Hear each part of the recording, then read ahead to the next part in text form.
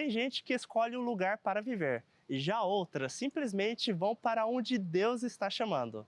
Lugares diferentes, caminhos difíceis e realidades bem diferentes.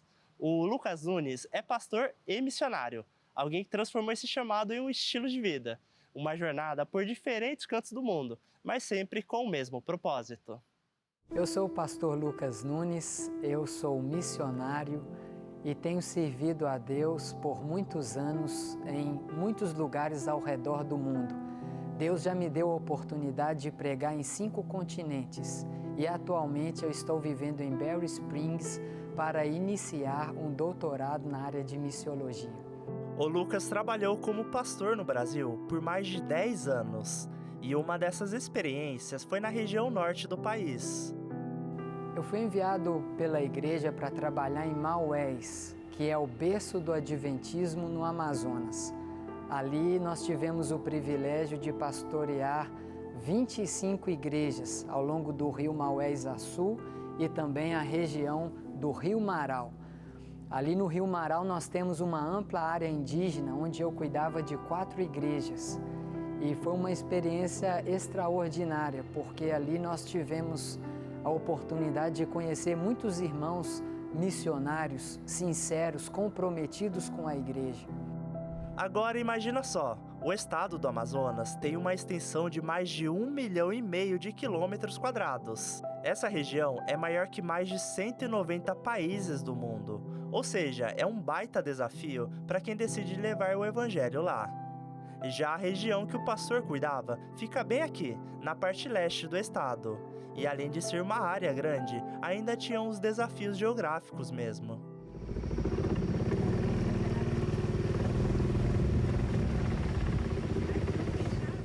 Como eu cuidava de 18 igrejas, onde eu só tinha acesso com o barco, então o nosso distrito ele tinha uma lancha à nossa disposição. E para você chegar nessas igrejas, você tem que enfrentar os desafios do clima, às vezes o que eles chamam lá de banzeiro, que é a agitação das águas. Apesar dos desafios, o pastor Lucas teve várias experiências positivas que fizeram cada momento valer a pena.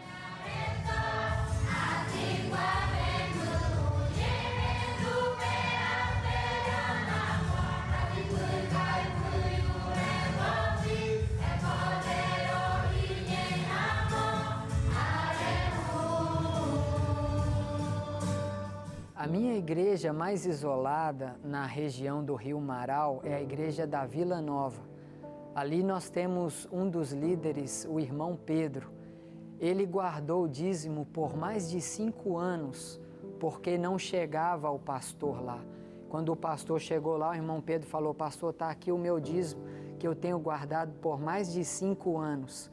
E eu conversei com o irmão Pedro e tive o privilégio de oficiar ali uma Santa Ceia na igreja dele, uma igreja que já estava ali há mais de 10 anos e nunca tinham participado da Santa Ceia.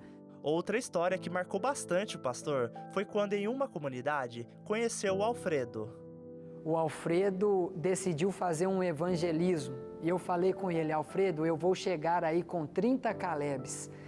Subi no barco com os Calebes e quando nós chegamos na comunidade, dias antes ele tinha expressado a preocupação porque a gente não tinha banheiro para os Calebes. Mesmo o pastor falando que estava tudo bem, olha o que Alfredo depois fez pelos Calebes. E ele me falou assim: pastor, eu tirei o vaso da minha casa e eu trouxe aqui na igreja para os Calebes.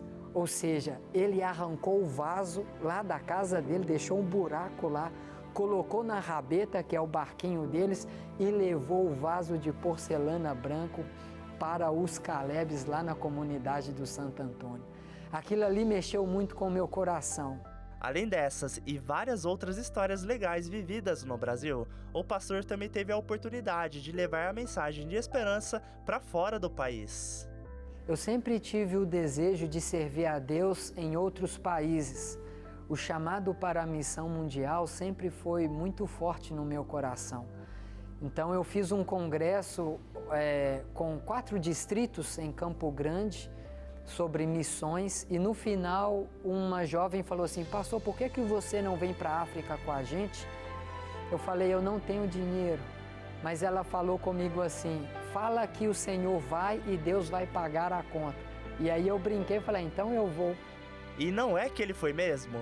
3 meses depois, olha lá o Lucas indo fazer a sua primeira missão transcultural na Guiné-Bissau. Assim que chegou no país, ele foi levado até a ilha de Boubaque, numa viagem de 5 horas de barco.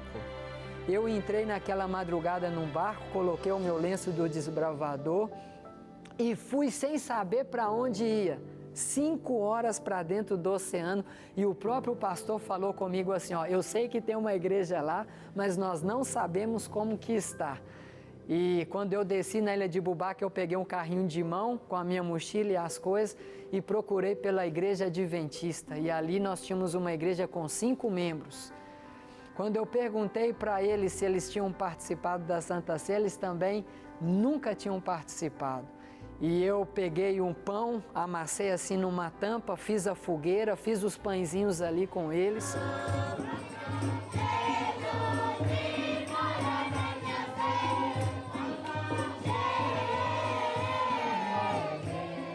O pastor Lucas também teve a oportunidade de fazer um bonito trabalho voluntário em Uassa, outra ilha daquele país. Nós reunimos a comunidade com os missionários de Portugal e nós falamos para eles assim: vocês estão no coração de Deus. Vocês não estão sozinhos aqui nesta ilha isolada. Deus tem vocês na mente e Jesus nos enviou aqui para ajudar vocês. E nós então levantamos a mangueira com água que nós tiramos do poço por meio do sistema de energia solar e começamos então a segunda escola na ilha de Uassa. É o nosso grande sonho criar ali uma rede de escolas em ilhas isoladas num país que faz parte da janela 1040. Enquanto em algumas partes do mundo falar de fé é algo comum, em outras ainda é um grande desafio. Ainda existem milhões de pessoas que nunca tiveram a oportunidade de conhecer a mensagem do Evangelho. E é justamente por isso que a missão não pode parar. Aonde eu já estive, eu pude ver a necessidade da igreja.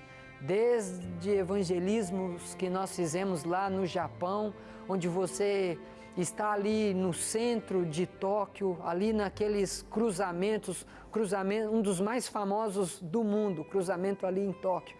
Você olha para aquela multidão e você pensa: Senhor, quem vai alcançar essas pessoas? Quais são as estratégias que nós deveríamos utilizar para de alguma maneira fazer com que essas pessoas conheçam um pouco mais acerca de Cristo?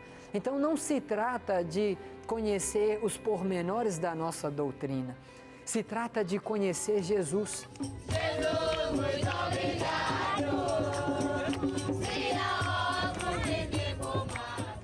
Porque quando nós vamos para Guiné-Bissau, a gente desce em Casablanca, que é uma cidade de 5 milhões de habitantes, e nós não temos nenhuma igreja, nenhum clube de desbravadores. São lugares que não tem pastor, não tem Bíblia, não tem igreja, não tem missionário. A pergunta que vem em minha mente é: por que eu deveria pregar 2 vezes para uma pessoa, enquanto outras que estão por aí nunca tiveram a oportunidade de ouvir acerca de Cristo? Então o missionário, ele está comprometido com a missão local, mas a missão mundial também faz parte do seu estilo de vida.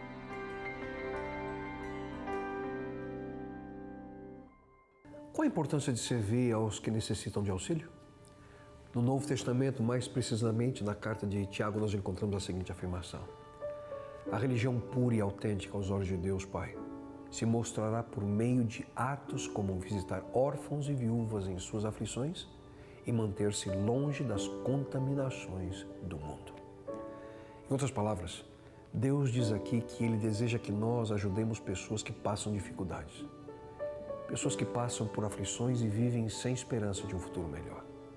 Jesus, ele sempre teve um interesse especial em ajudar os necessitados. Se você ler os 4 evangelhos com atenção, você vai perceber que de forma clara, Jesus Cristo tinha prazer ao estar ao lado dos rejeitados, dos pobres, dos sofredores, dos desamparados. dos perdidos. E eu pergunto a você, se essas pessoas eram importantes para Jesus, será que devem ser importantes também para nós? Em breve, queridos, Deus julgará a qualidade do nosso amor. Será que realmente nós amamos ao nosso próximo? Ou será que é talvez apenas da boca para fora? E então, você sabe a resposta? Você é realmente alguém que se preocupa com aqueles que sofrem? Ouça com atenção essas palavras nos próprios lábios de Jesus. Pois eu estava com fome e vocês me deram comida. Estava com sede e me deram água. Era estrangeiro e me receberam em sua casa. Estava sem roupa e me vestiram. Estava doente e cuidaram de mim. Estava na cadeia e foram me visitar. A Bíblia diz aqui que um dia Jesus dividirá a raça humana em 2 grupos. Para um desses grupos ele vai dizer, vocês se preocuparam e cuidaram de mim. Para o outro, infelizmente, a reação vai ser bem diferente. Vocês nunca se preocuparam comigo. E ambos os grupos de pessoas vão perguntar, mas Senhor, quando nós agimos assim? E Jesus responderá, digo-lhes a verdade, o que vocês fizeram a alguns dos meus menores irmãos, a mim o fizeram. Quando nós estendemos a mão em auxílio a qualquer pessoa que sofre, nós estendemos a mão ao próprio Cristo. Agir em prol de pessoas assim, sem dúvida alguma, também faz parte da nossa missão. Como seguidores de Jesus, nós devemos ser conhecidos não apenas por aquilo que nós cremos, mas principalmente por aquilo que nós oferecemos, através da nossa vida, àqueles que são destituídos de muita coisa que nem sequer conseguimos imaginar. Mas eu preciso ser sincero com você. Se você aceitar a sua missão nesse mundo e ser uma pessoa guiada pelo amor de Deus e ajudar os necessitados que vivem aí cerca de você, isso vai te custar alguma coisa. Vai custar o seu tempo, vai custar a sua energia, vai custar o seu esforço, vai custar o seu dinheiro. E talvez custará a sua privacidade em alguns momentos. Só que a recompensa será eterna para você. Jesus Cristo, aqui, Ele afirmou, eu quero garantir-lhes que ninguém jamais abandonou qualquer coisa, lar, irmãos, irmãs, mãe, pai, filhos ou propriedade por amor de mim, para contar aos outros a boa nova que não receba de volta 100 vezes mais. Você sabe o que é 100 vezes mais? É o retorno de 10.000% do seu investimento. Nada mal, hein? Ninguém em todo o mundo daria uma taxa de juros semelhante para você. Nada que você faz por Jesus nesse mundo é em vão. Nunca se esqueça, por Deus se preocupar com todo mundo, devemos também participar desse sentimento. Isso envolve orar por essa missão e participar de qualquer forma. Você pode estar dizendo, eu não posso mudar o mundo. Só que você pode mudar o mundo para uma pessoa. Ao você estar envolvido em serviços comunitários, certamente você poderá ser a extensão do amor de Deus a muitas pessoas que ainda não o conhecem. Que tal hoje mesmo você buscar formas de servir aqueles que tanto necessitam? Não deixe para amanhã aquilo que você pode começar a fazer hoje mesmo.